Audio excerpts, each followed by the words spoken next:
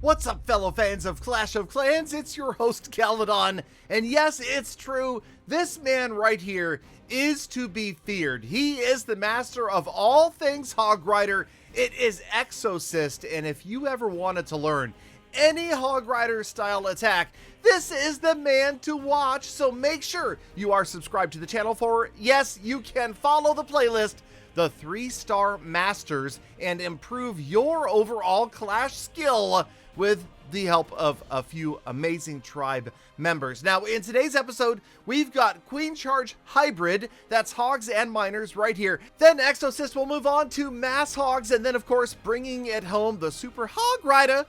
But okay, so generally right now, as the meta is standing in Clash of Clans, obviously ground is working out really well.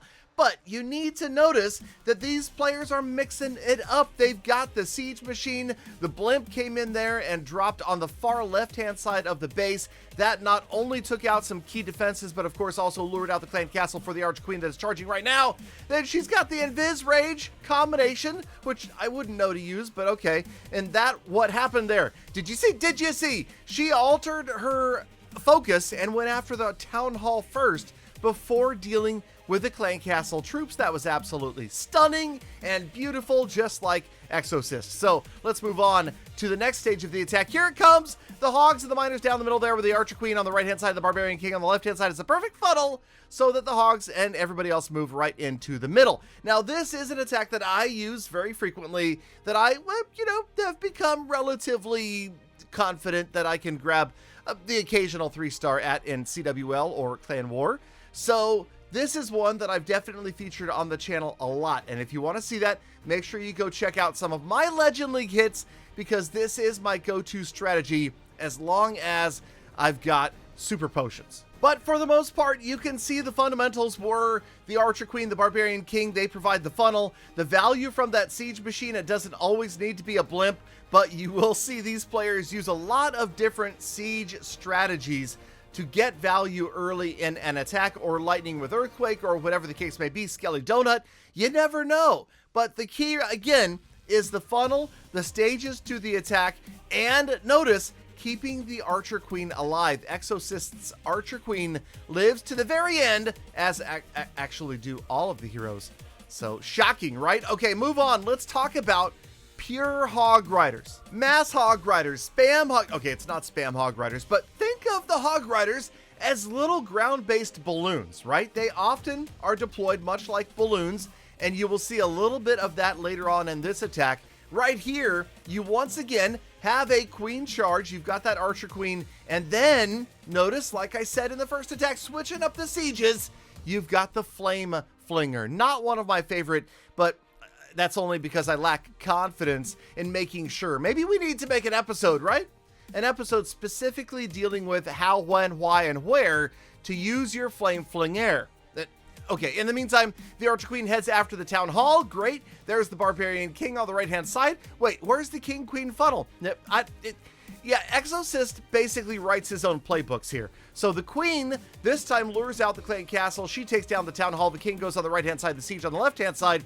We're essentially just kind of wiping out half the base before you send in the Mass Hog Riders. But again, watch for the Hogs to be focused on their job. Notice they come in on the top left here together with the Grand Warden, and the Grand Warden toting the Lizard. And yes, right there was a beautiful funnel. That funneled the Hogs so that they will head towards the core rather than around the outside of the base, which is what they would have done if that little Yeti hadn't wiped out a couple of defenses there on the left-hand side. Now they are indeed going after the Multi-Fargate Inferno and the Eagle Artillery and the X-Bows and all that other good stuff in the middle. And the Archer Queen is on the right-hand side. She's avoided the Monolith completely because the Monolith is pretty much impotent when it comes to attacking mass smaller units. Then notice at the very bottom of your screen, Hogs like Loons, HLL. Because you're just dropping a few of them on individual defenses, like you would often see balloons being used in a Lalo. Now, Exorcist dropped a few balloons on the right-hand side. I'm guessing he was saving those balloons to help protect the Queen's healers later in the attack, but as you can see, she's gotten hung up on some walls up there and just has decided not to play with the rest of the units for the remainder of this attack. So again, it just comes down to a few fundamentals. Here, things work out quite differently than in the first attack, and that's why it's very difficult to say there's any one perfect strategy to using Hog Riders, Hogs with Miners, or, up next, Hogs with Super Hog Riders. But Exorcist showing his flexibility. Here we go. So we have Hogs, Super Hogs, and a single Electro Dragon with a Rage spell right here as one of the beginners of a funnel. You'll notice that's going to keep the Archer Queen focused, and the Barbarian King. So essentially, we've got the double funnel right here. You've got the E-Dragon and the King that funnel the Queen down the middle, and in turn, the Queen will be providing a funnel for the Hogs, which, again, it's like next level thinking. These guys are playing chess when the rest of us are playing checkers, right? That's what I feel like's going on. But just watch out as the Archer Queen moves in and grabs the Clan Castle troops. Going to take care of that with the Lava Hound eventually. Then the Super Loons on the left-hand side to help make sure, I don't even know, Super Loons and a Stone Slammer? What, why, when, where, how? Seriously? This is stuff that I could not have come up with. And so, I don't know. It's working, though. There goes the Stone Slammer on the left, taking out defense after defense. Barbarian King on the right. Archer Queen going after the Town Hall. Stone Slammer. And at this point, where do you drop the Hogs? Do you know? Do you guess? Where would you go? You pretty much, I would say, can drop them anywhere opposite the Town Hall, right? Let's let the Queen deal with the Town Hall and the multi-target internal on the top right. The Stone Slammer looks like it's trying to get rid of the Eagle. Not quite going to happen. Oh, of course it's going to happen. What am I talking about? And then, like I said, the Hog Riders, they could come in from just about anywhere. They could have come from the top. They came from the far left-hand side. Notice the base is already 2/3 destroyed. So yeah, the Hogs with an early Warden ability are going to wipe out everything else.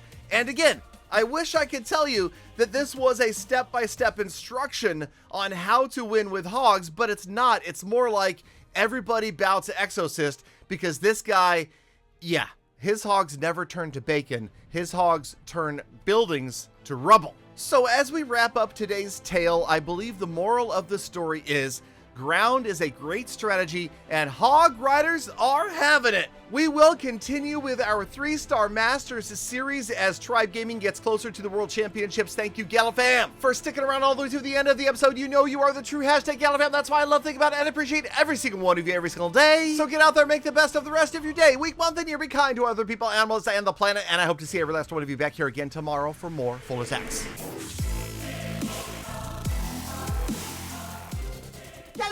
Galadon, you couldn't do it. You couldn't make an entire Hog episode without at least one bacon joke, could you? Terrible.